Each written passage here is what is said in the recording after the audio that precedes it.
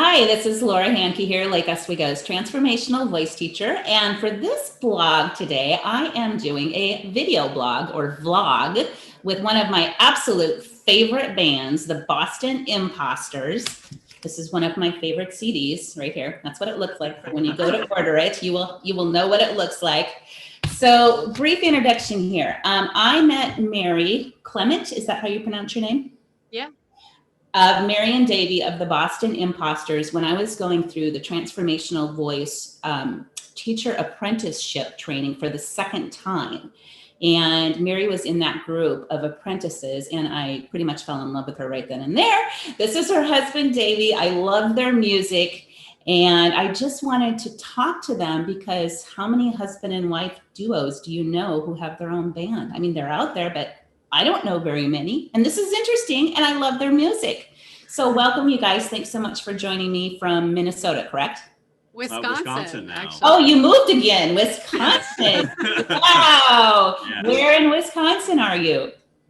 We're in a little town called Oconomowoc. It's got 5 O's in it. It's where Davy grew up. Yeah. It has already the branding for the Olympic Games in it. Yeah. So, one day they'll when they run out of literally every other city for the year 3000, they'll host it here in this tiny little town in Wisconsin. So but this is where I grew up. Oh, that's where you, so you're back home. That's very cool. Yeah. My family and I moved to Wisconsin when I was a baby. We're originally from England, and then my dad got a job in the Milwaukee area, so we moved out here when I was really little, and this is where I grew up, and where we're currently back. So yeah.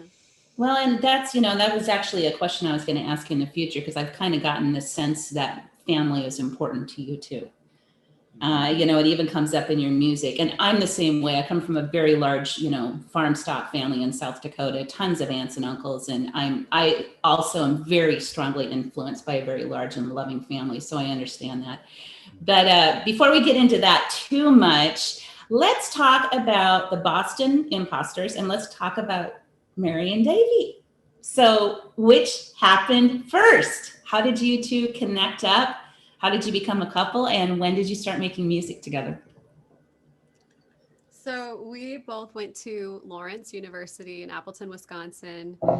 We were classical voice majors there. Davy was a year ahead of me, and for some reason, my freshman year, we never met.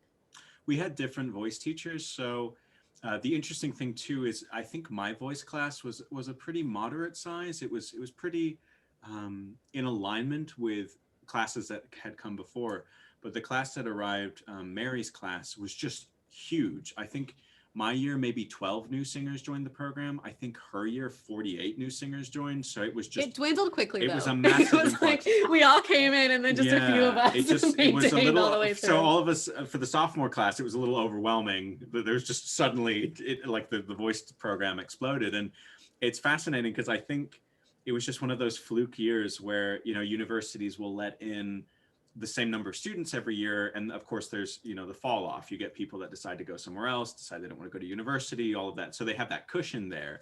Right. But I think it was just one of those sort of strange events where I think almost everyone that was accepted came, so it just was a massive class. So I made a lot of friends from people Mary's year, but just her first year, her freshman year, my sophomore year, we didn't overlap really with any classes. I hadn't done the opera that year. So really our circles never really overlapped that first year. And actually we ended up meeting because we both got jobs at a pretty local church.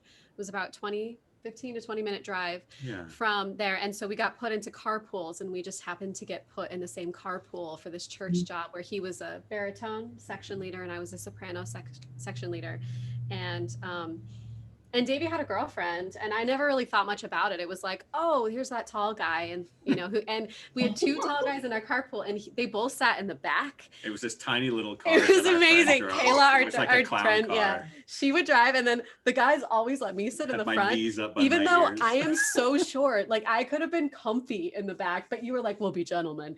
And so they went in this like tiny back seat, and that's sort of how we became like pseudo friends. And then as we got to know each other more, I don't know how in detail you want to be, but it was kind of cool. I think Davey had a dream that he asked me out on a date the summer Whoa.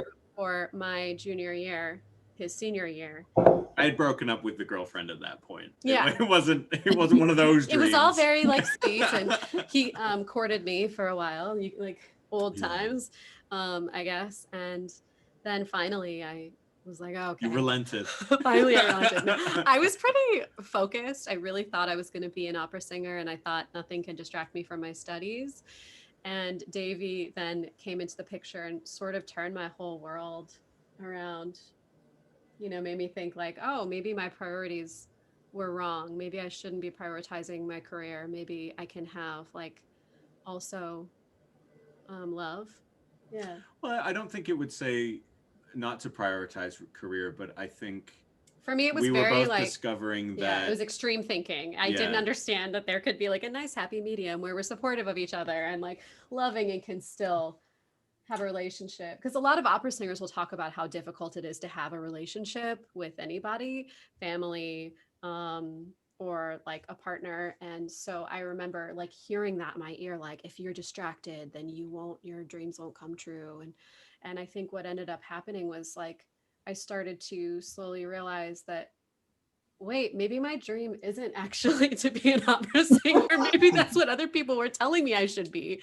And realized that as Davey started to follow his dream of writing music and playing the mandolin and music from all cultures. I mean, I'm sort of going off on a tangent. Do you want to kind of take over and talk about like what happened after Lawrence? Well, I think as far as the idea that Mary was touching on, I think it's not just opera singers, but I think for artists and really anyone where you are throwing yourself into a profession that is really all consuming, that it's so deeply tied to passion and really on that line of obsession. Yes. It's hard, Yeah. especially as young artists, as young musicians, to find that balance and to really understand that it doesn't just take those hours in the practice room, because if you have no other life experiences and no other beauty in your life, what is going to inform the music that you make if all you know is the sterile walls of a practice room and the piece of paper in front of you, or the track that you have on loop that you're transcribing as a jazz major? If you don't have those experiences in life to really inform you as a musician, then it translates or it doesn't translate, as the case is, if you don't have those sort of experiences. So I think we were both really discovering that together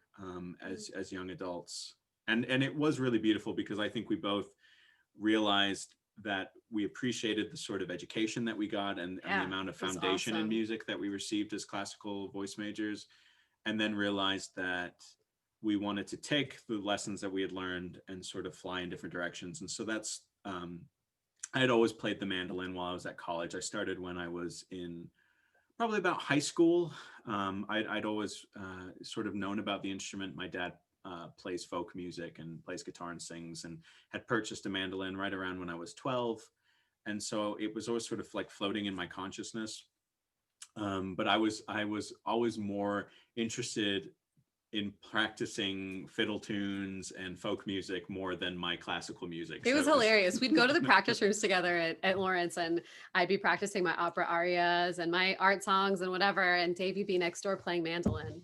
Always. And then you'd practice when you had to, like when it was time, you're like, okay, I have to practice these songs or I won't be ready for my recital. But it was so clear to everyone. I think it took a while for Davey to realize it, that like he was meant to play the mandolin. He was meant to be a songwriter, and that classical music is incredible. We still use that training today, but that's not where our hearts were.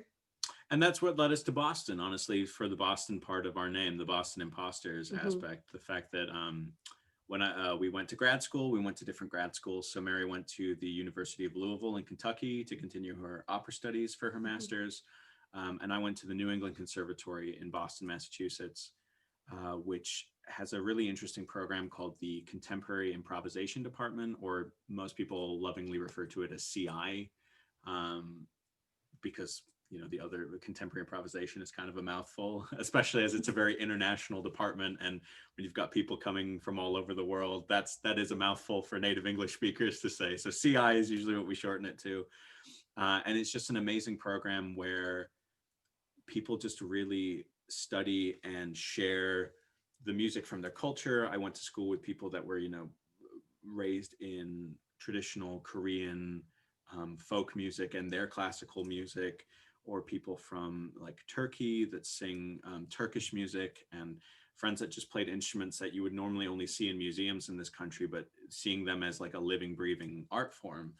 So it's like this amazing melting pot where people just are really working on their ear training so that you get really good at being able to hear things, working on really composing in the moment, because I don't remember who mentioned this. I think it was Bela Fleck. I was listening to an interview, and I think this is a really great quote, that to improvise is really just to compose in the moment, and to compose is kind of improvising slowly. That there's sort of two halves of the same idea, that you're like creating, but it's just sort of how quickly the process has to be in the moment, or you have the time to really sit and parse through it and write it down.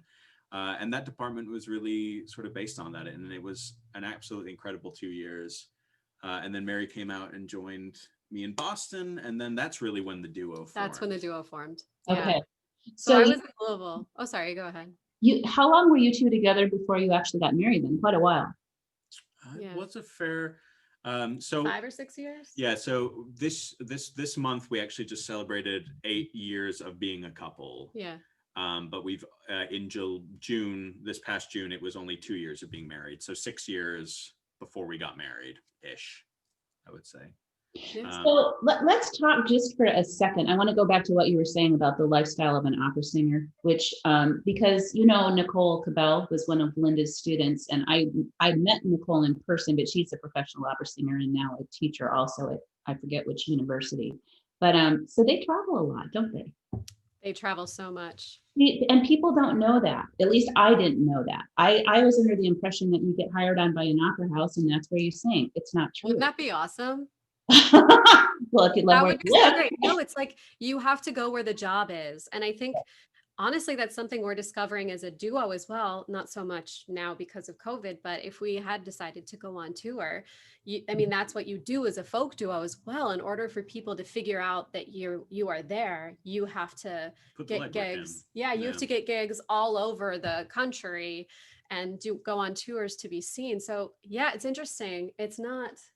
The lifestyle is not so different in terms of the traveling and the being on the road. And I think most musicians, it's piecemeal and it's sort of a hybrid model. I think if you're in that upper echelon of opera singer, you might be hired on as a permanent member of a company, but then you would go to like satellite companies during parts of the season, or you sort of be leased out to companies internationally, or if you get an opportunity at a really big house, then you sort of have that ability kind of to bounce back and forth.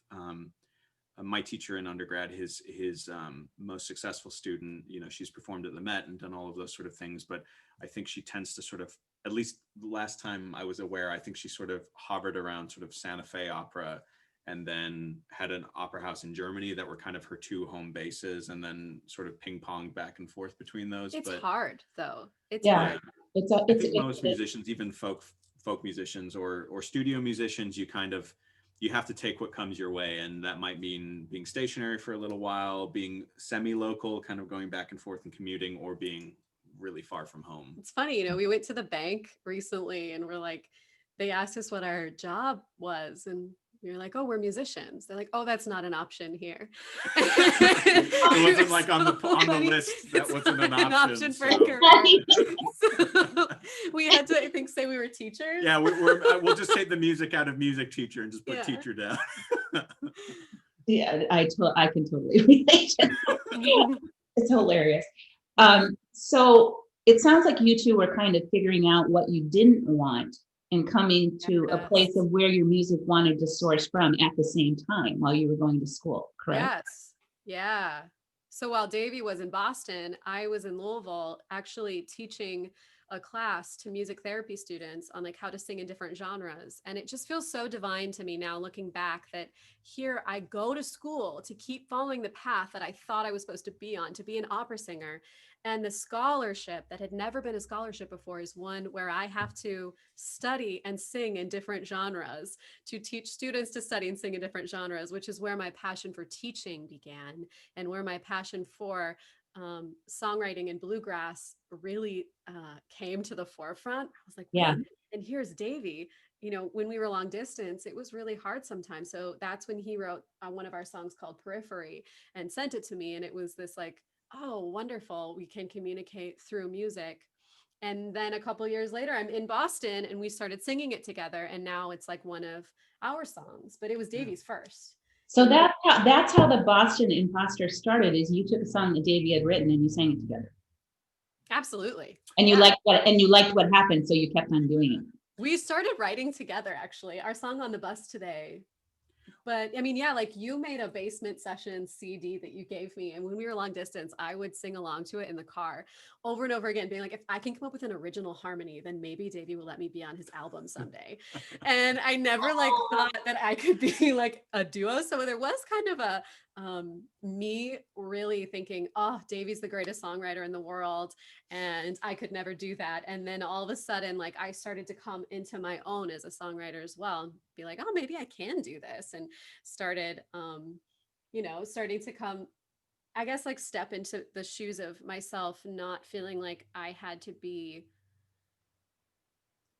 like feeling like I could be truly me and just an artist with whatever medium I found, if that makes sense, which totally happened because of transformational voice. I mean, that's when I found my voice. Linda was preparing me to do a Met opera audition. And I said, finally, like, wait, I don't think I want to do this. And we had a long conversation about fear, I was like, wait, Yeah. but I'm not afraid.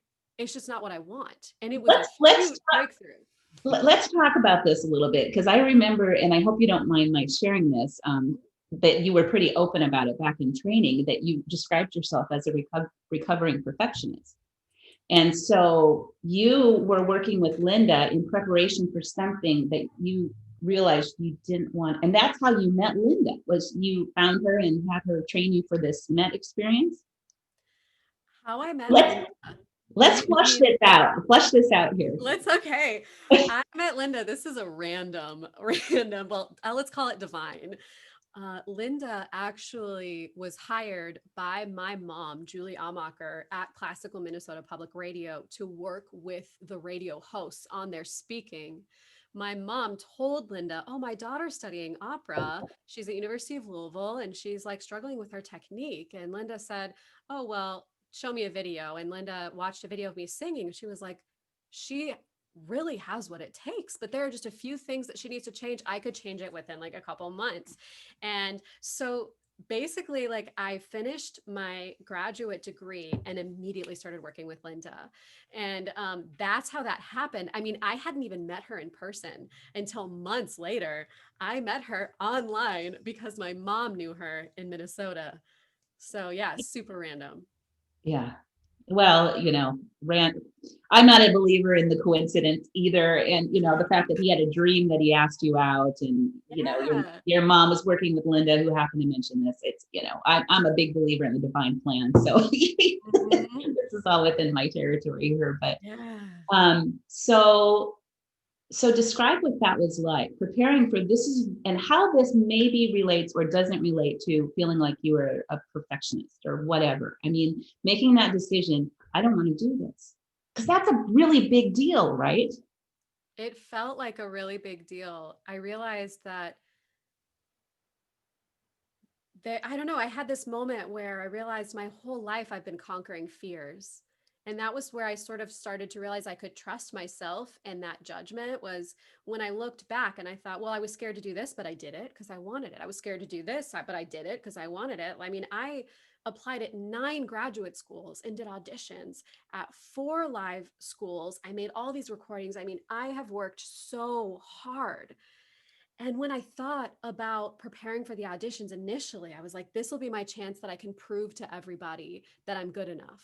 And then I realized, wait, that's not why I should be doing this. I know that I could be good enough as an opera singer. My technique is now, I feel like I have a level of mastery over my voice, which I never thought I could have before working with Linda.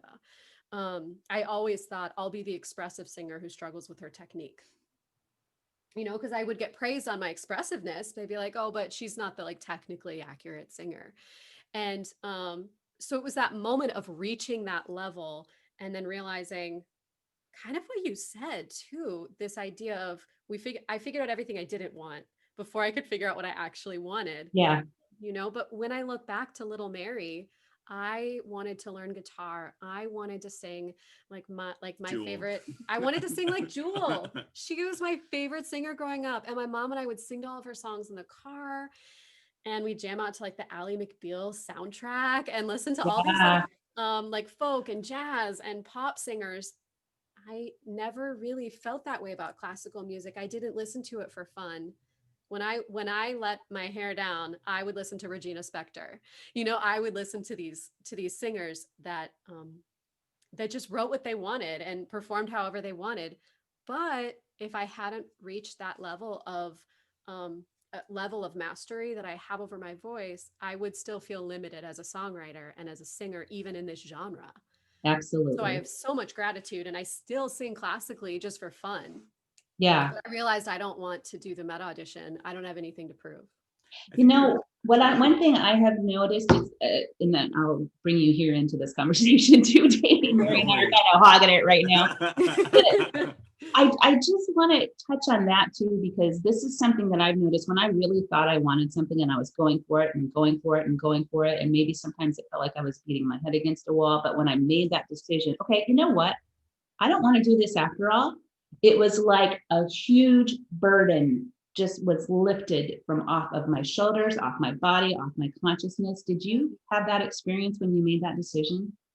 If you listen to a recording of me singing in graduate school and then listen to a recording of me now, I even singing the same repertoire, I sound 10 years younger. Wow. I was carrying the weight of the expectations I thought everyone had of me. It turns out nobody felt that way. Everyone just wanted me to be the best version of myself. But it was recovering perfectionist. I thought if I could just practice 3 hours a day, if I could just master this like note or I don't know, I thought then I'll be good enough.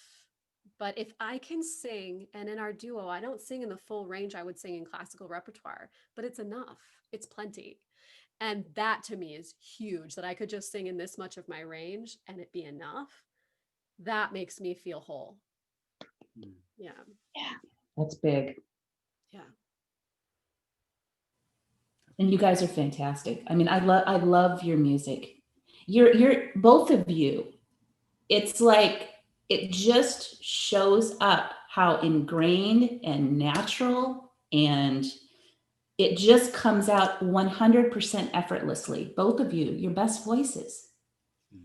That's huge. And it's not just because you do it all the time, which you do Fridays and Sundays. There you are on Twitch TV. You know, there I am on Friday night chopping my vegetables in the kitchen for my dinner, listening to the Boston Imposters. No, I mean, and now that I have become a teacher myself, I understand a lot more about how the voice works. And you two got it. You got it in spades, both of you. It's fantastic. It's joyful. And that comes through. But anyway, Davey, you were going to say something. No, it was just really speaking to exactly what you both said. I think there is a culture within the music community, or I think also kind of in American culture too, this idea that, I mean, I think they're even ingrained in sort of the normal desk job, how little vacation people have, that this idea that suffering means that you're doing the right thing, that grinning and bearing it means that you're doing the right thing. And I experienced similar things too, that I would get stomach cramps with the thought of going to grad school for opera, because I just knew, my body knew that wasn't right. Yes. And so fortunately I took a year off between school so that I could really parse through that and not sort of rush into a situation. But I think a lot of people, and not just in music, but I think, you know, you go off to university, you study a particular subject. And I think a lot of people, after spending 2, 3, 4 years working on something, you feel like it's too late to change course. But the more you discover about something, sometimes the more you realize it's not really in alignment with who you are as a person, who you are as an artist, who you are as an academic.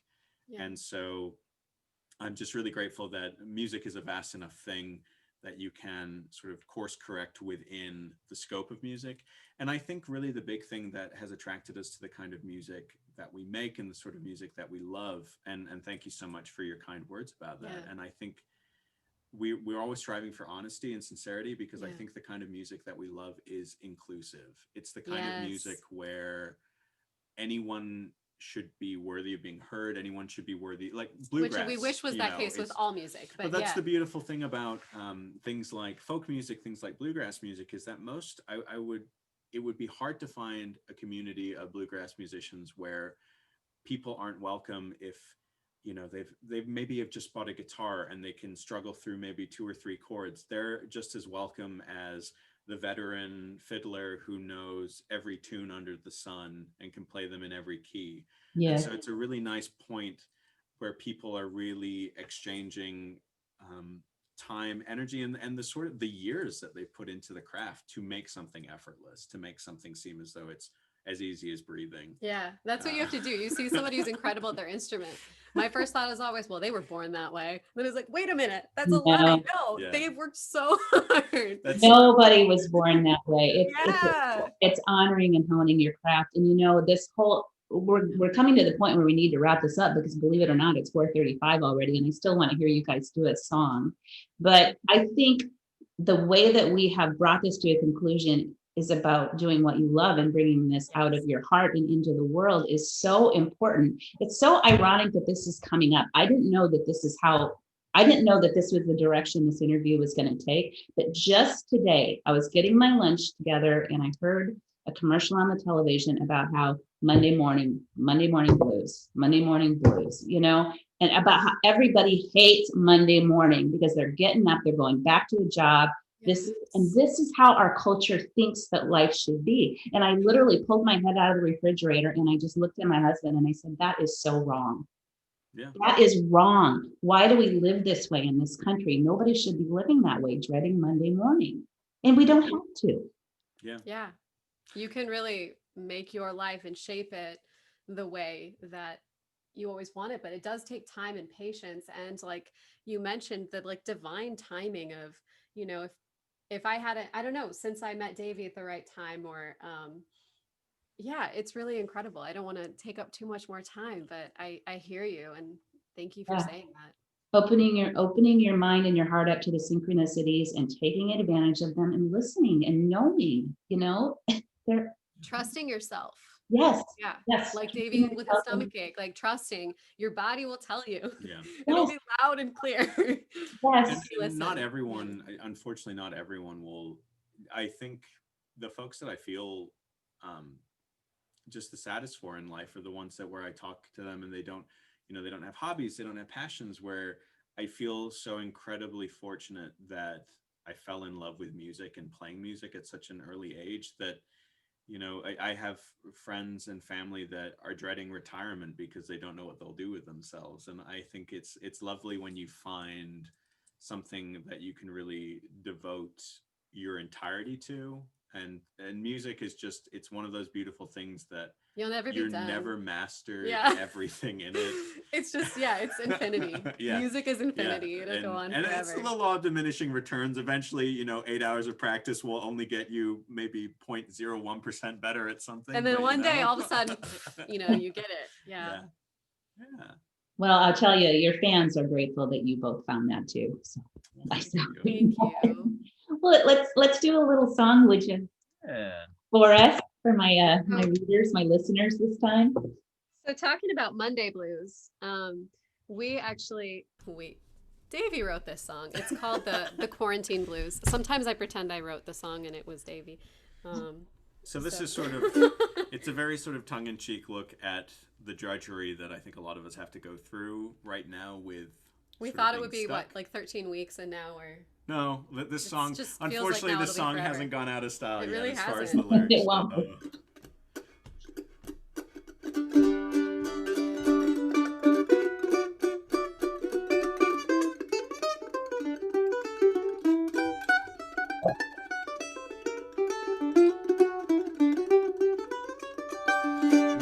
shelter in place for as long as we can. I'll stop touching my face if you keep washing your hands, and we'll be back together once we lifted the ban. I'm going out to dinner and our Saturday plans.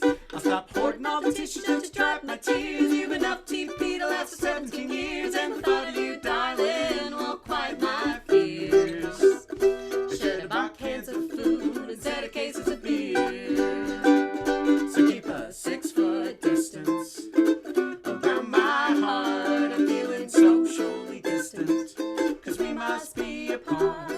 I'm sending all my love and that's the only thing I'll give to you. Gotta cancel our plans, got the quarantine blues.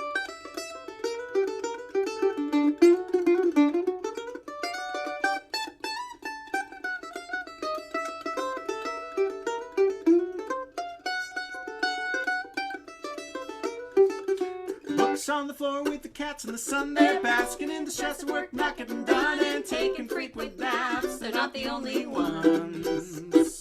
Doing absolutely nothing is my idea of fun.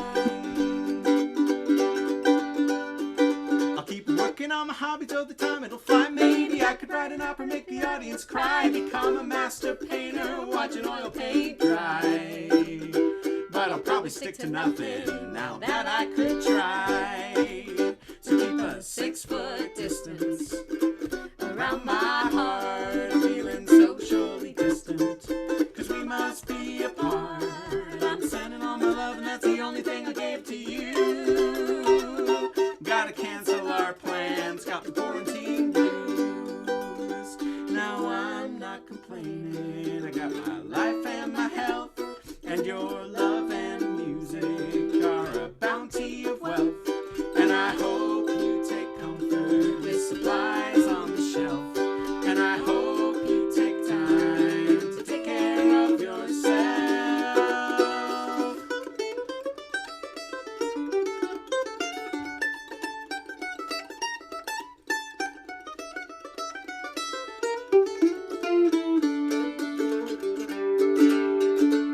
So keep a 6-foot distance around my heart. I'm feeling socially distant, 'cause we must be apart. I'm sending all my love and that's the only thing I'll give to you. Gotta cancel our plans, got the quarantine blues. So keep a 6-foot distance around my heart. I'm feeling socially distant, 'cause we must be apart. I'm sending all my love and that's the only thing I'll give to you. Gotta cancel our plans, got the quarantine blues. You gotta cancel those plans, got the quarantine blues.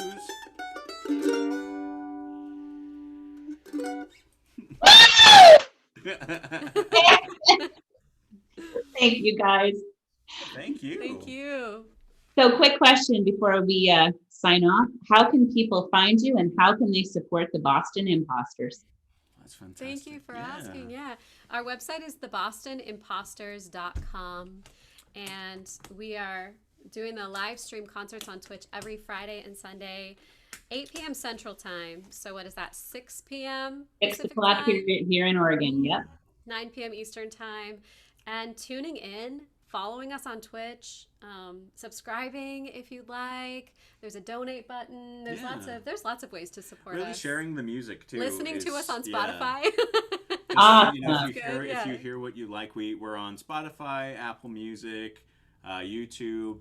The album's on there, and really, you know, if there's anything that you like when you hear us play, when you hear us sing, just sharing it with a friend is really probably the best way you can help, just so that more people find out about us, and hopefully we can sort of grow the community of not just listeners but friends, because it really does feel, especially with our Twitch concerts, and it's like twitch.tv/Boston_imposters, and imposters. But if you with type an E. in the Boston Imposters to Twitch, you'll find us. And it's just kind of like a lovely just hanging out in our living room studio here with our friends. So it's been a nice way of feeling like we have community, even when we're stuck indoors.